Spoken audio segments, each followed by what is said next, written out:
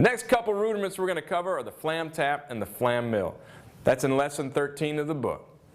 Now I call these rudiments bounce rudiments because you're going to bounce the stick a lot to execute these rudiments.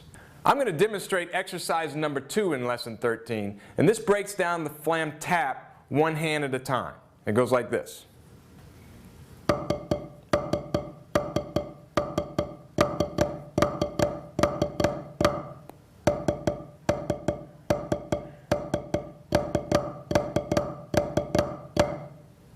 The flam mill is very similar to the flam tap. It's basically a flam tap with 2 extra notes.